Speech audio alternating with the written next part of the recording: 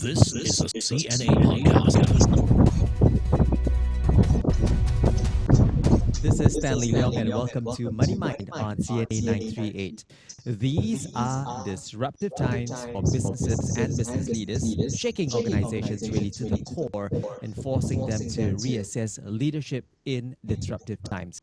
That, by the way, is the title of a book my guest on Money Mind had written and released in 2020.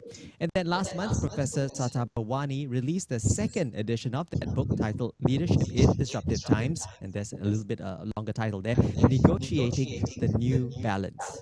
Now, on Money Mind, we want to spend time getting to know the current climate. What's causing so much disruption to business and leadership, and how to best prepare in managing them. Professor 𝒕𝒐𝒊𝒔 is a C-suite master executive coach and CEO of Disruptive Leadership Institute, as well as the Center for Executive Education. Dr. 𝒊𝒔, welcome back to CNA 938. Good to speak with you again. Thank you so much, Stanley. It's a pleasure. Thank you for having me here. Trust you have been well since the last time we spoke about the first edition of Leadership in Disruptive Times. Now, from as early as 2019, even before the pandemic, you have acknowledged that these are disruptive times. In fact, we had you on our show twice before in 2020 to discuss the two books you had written about disruptions that are buffeting businesses and inevitably, of course, the leaders of those businesses. What are your more recent observations about the disruption that you're seeing?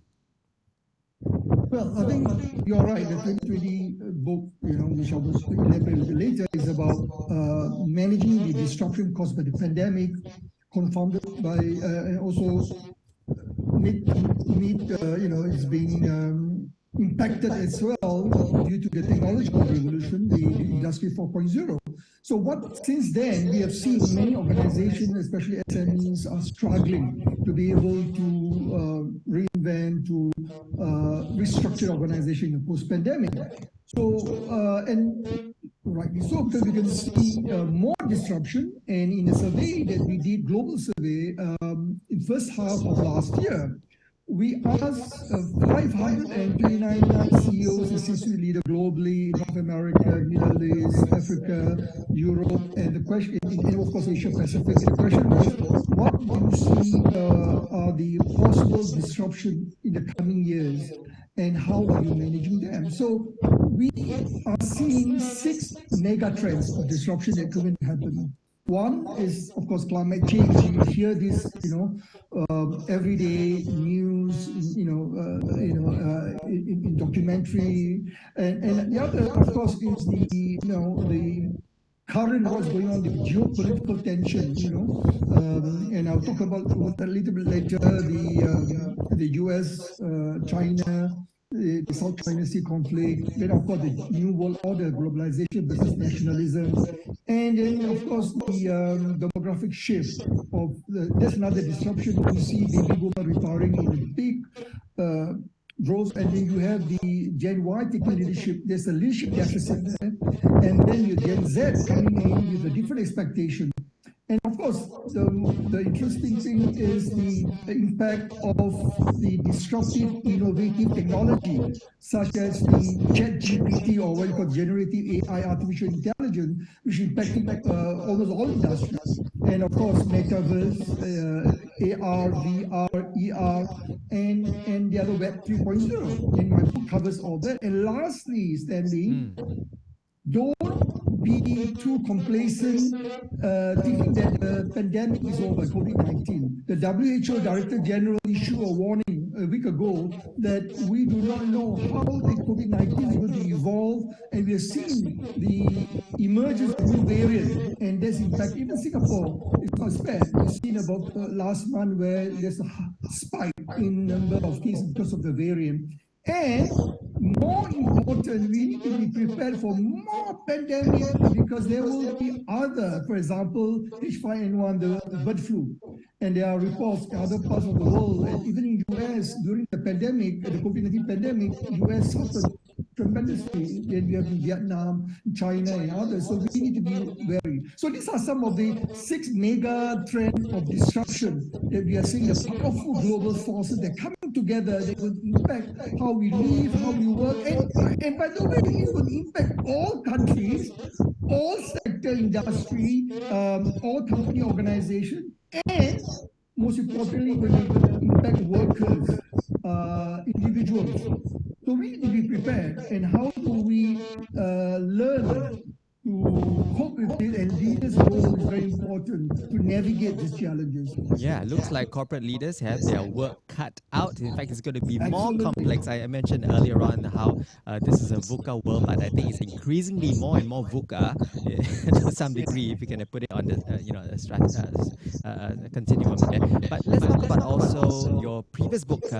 In 2020, it was titled Leadership in Disruptive Times. Now your latest title is Leadership in Disruptive Times, with an addition, Negotiating the New Balance. So what's fundamentally different about what you are presenting to readers now in this second edition, and with, say, emerging from the pandemic, finding that new footing after we've come out of it, although we're not really out of the woods in some sense, be the main difference? Yeah, of course. I think I mentioned briefly that the 2020 book came out in July 2020 in the midst of the COVID-19 pandemic.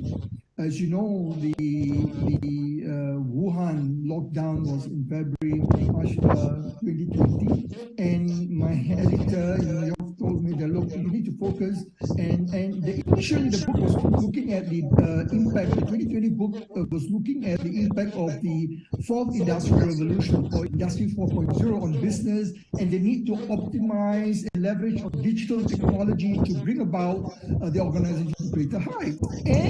And the book also talk about how to leverage on proven tools and framework, best practice approaches to help organizations to transform the digital transformation journey, and include case study like BTS Bank, case study like Grab. We have case study Microsoft, Google, Netflix, and many other companies.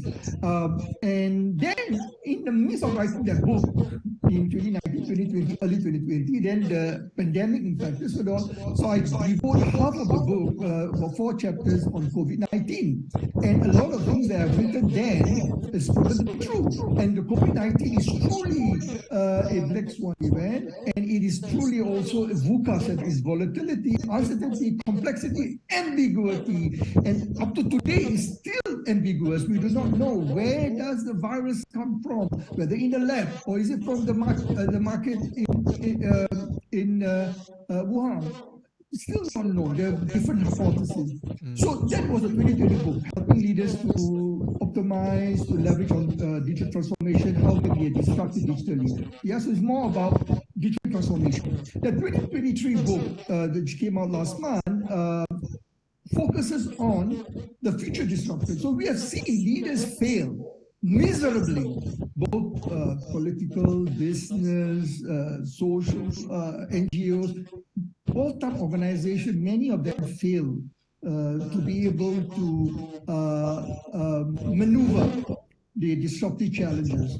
And because a lot of things are unknown, is VUCA. So what happened is we want to be prepared. So I was talking to a lot of clients, CEOs worldwide, and what would be of interest to them is to be ready for the next disruption. And interestingly, the survey I mentioned earlier, the 529 CEO and C-suite leader globally, we asked those questions. They came up with, out of 10 global disruptive forces, they mentioned 6, the top 6 which I mentioned earlier. Yeah, and climate change being on top, and then of course the geopolitical tension, and of course the concern about demographic shift, yeah, diversity, of course the ESG, environmental, social governance. These are really important for businesses and leaders to understand. So the 2023 book focuses on how you need to ensure the right leadership is present to be able to thrive in an era of constantly disruptive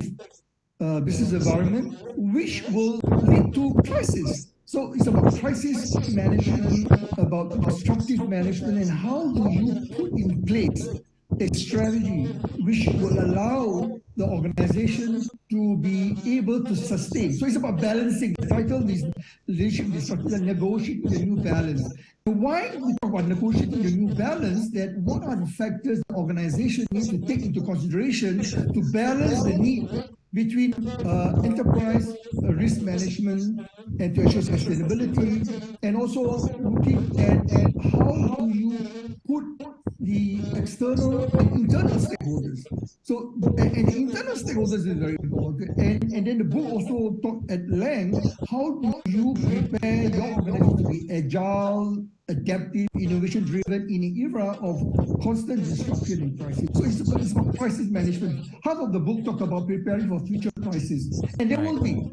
Yeah, for sure. It's not the be all and end all with COVID-19. I'm sure there are a lot more lined up as well. But interesting you talk about agility, because even in your midst of writing the book back in 2020, you had to quickly, pivot again. I like to use that cliched word, pivot, because you suddenly had to dedicate one whole chunk of that book, the first edition, to talking about COVID-19 while it was still unfolding as well. So agility, I think it's very core and critical in leadership, isn't it? Absolutely. I think agility, adaptability allow leaders to adapt and change quickly, adjust their strategies, their plan as circumstances change, because all these external forces are impacting the organization. So organization and leaders need to remain flexible, and they need to be open to new ideas, approaches, how to respond to this disruption and managing the crisis successfully. So what we call the skill called cognitive readiness is a suite of leadership competency, including critical thinking, emotional, social intelligence, sensing, connecting the dots, problem solving, adaptive agility, and of course the most important, communication. How do you articulate your strategy to your team, to your internal, external stakeholder? So agility, adaptability is indeed one of them. And of course, as you mentioned earlier, resilience, because what is important, resilience refers to the ability to bounce back and from setback and remain determined, remain focused instead of the challenges. Because during crisis, you're going to have failure. How do you engage the team? How do you bring people? How do you allow experimentation? Failure will happen. And you must be prepared to allow people to learn from it. So you need to be a learning organization, Stanley. So this is something which organizations need to be aware of, be fully aware of. Yeah. Don't waste a learning opportunity like failure, which presents itself. Once again, the book that we have been examining in brief is Leadership in Disruptive Times, Negotiating the New Balance, written by our guest today on Money Mind, Professor Satha Bhawani. So let's talk about that scenario where Dr. Bhawani has written that navigating this unprecedented complexity requires business leaders to develop a dynamic perspective, not only on the most likely scenarios for how their operating and economic environments will evolve, but also on the distinct opportunities and risks that these scenarios present for their organizations. So, Dr. Bhawani, it sounds like, coming up with countless permutations of cause and effect. How resource intensive is it to then map out all these possibilities that organizations may have to face? Well, Stanley, it may seem like that, but not necessarily, because you need to develop a culture that is allowing your leaders and your employees to embrace and accept that this is part of life. This is the way, the new way of working. And to do that, what we would recommend that leaders and organizations, there are some best practices where we interview those, 129 CEOs and C-suite leaders worldwide. There are common themes that came out and what they have done well. And also case studies like, for example, Microsoft, which Satya Nadella, the GM, the General Motors CEO, Mary Barra, Tim Cook, Apple, and Jamie Dimon of JP Morgan Chase. So all these leaders have been very successful in managing this disruption and crisis. So what are these? We have used an acronym called LEADER, LEADER. So L stands for leveraging on organizational learning, embed learning throughout the organization. So learn to unlearn, relearn, and prepare to allow people to fail, as I said earlier. So then E stands for embedding the organizational culture of innovation driven. So come out with new ideas, new solutions, and that is the critical thinking part. And of course, A is agility, we talked about that earlier, and resilience, and D, decisiveness. So you need to be decisive with the VUCA-driven impact of this crisis, of the disruptors. You need to make a decision quick. Even sometimes with limited information that you need to decide. And then, of course, to be able to qualify using algorithms, big data to ensure minimize the risk. Then E stands for empathy. And this is really clearly demonstrated by Satya Nadella of Microsoft. And how do you create that as an important leadership skill? And I coach a lot of CEOs and C-suite leaders to develop that. That's very important. And lastly, of course, how do you deploy? R stands for resources. So how do you deploy the resources? Look at people over process and technology. So don't just focus on technology. The people that want to make it happen. So how do you put people at the center? Employee-centric strategy.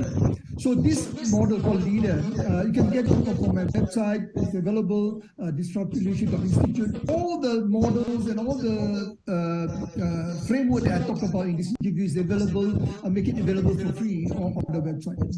All right, so a recap would be LEADER and the acronyms, and they would stand for learning, embedding organizational culture to be innovation-driven, agility, decisiveness, empathy, resource deployment, and also that stress on looking at people over process and technology. I'm a good student, and I'm taking notes actually while you're talking. Now, Professor, also you have written that we are now in an era of cumulative and extreme disruption. Is this the same as what some have called perma-crisis? We are permanently in a crisis? Well, in a way it is, because if you look at what's happening, the confluence of the various mega forces coming at the same time into play.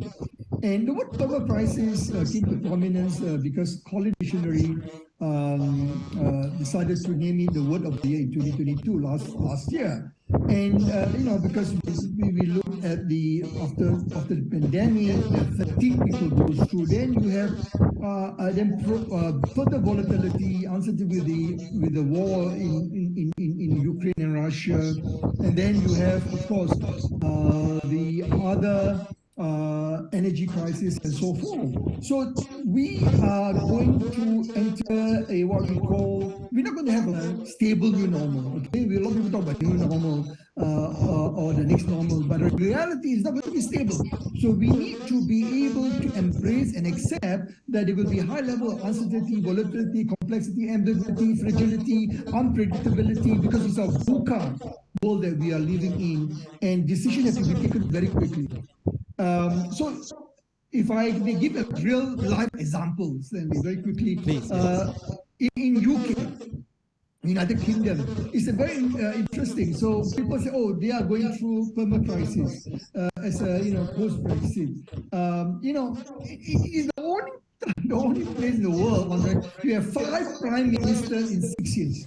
So you have David Cameron in 2016 resigned because he lost the Brexit vote referendum, and then Theresa May came on board, became the prime minister in 2017, and she lose the party control in House of Commons. Then Boris Johnson, the charismatic Boris Johnson, came in 2019, and his character. I mean, during the pandemic, he did not stick to his government regulations about social gatherings. Through a party, yeah, he threw a party. He went through, then he left, and then eventually they caught him, and he resigned. Then you have in 2022, you have Liz Truss with Johnson, but she is the most interesting in less than 6 weeks, and her failure because she promised the electorate, the people, the British citizens, that there will be economic reform without cutting of public spending. But the reality doesn't work that way. And that, because of her plan, the inflation rose to 10%, and then you're rising energy prices because of the Ukraine, Russian invasion of Ukraine, impacting on energy prices in Europe and UK. And then the financial market crash, the pound crash, the mortgage rate soaring, and then eventually she has to resign. Yep, she was known to be wishy-washy as well for some of those policies. Yes, exactly. She doesn't have the charisma compared to what we, look at Jacinda Ardern of New Zealand, and also Theresa May. But what is interesting now, we have Rishi Sunak. It looks okay for now. But we yet to see what's going to happen. We do not know of all this new confluence. So the permanent crisis is real. And it's going to be more, Stanley, because you're going to expect the economic slowdown. To what extent it could be into a global recession, we don't know. We're still yet to see the impact. And what is important for us to be aware as leaders and be prepared for it. And since we are talking about crisis, couldn't help but notice also that in your book, you talk about the crisis leadership model, the CRISIS leadership model, and you've devised this. Tell us how leaders can stand up to crises, not crises, but crises, plural. So this again, we were looking at how do these leaders that we do with the 429 and also case study. I mentioned earlier the 4 case study, what do you call the Microsoft's Satya Nadella, Mary Barra of GM, Tim Cook of Apple, and Jamie Dimon of JP Morgan, and there are certain characteristics. Number 1, C stands for the crisis acronym. C stands for communicate. They communicate empathetically, very purposeful, very clear, articulate very clearly what's the vision, how do you get out of the crisis. And then the resilience, the R stands for resilience. They're calm, compassionate, reflective, again, they're engaging with the people. The I stands for the intelligence. How do you use big data, AI, for decision making? And you're going to see this going to play a lot, in bank, for example, RPA, robotic process automation, as you talk about AI is impacting almost all industry, all business. Then S stands for shifting the mental model to demonstrate disruptive mental agility, to think, challenge a mental model, to come up with new solutions. I stand for inspiring, how to be courageous, persevere, good trust. This is Satya Nadella and Mary Barra. Satya Nadella is very during Microsoft, when he took over Microsoft 2014, Microsoft was going through major crisis because they are losing market share and the cloud computing is taking over part of this, and he decided to transform and shift.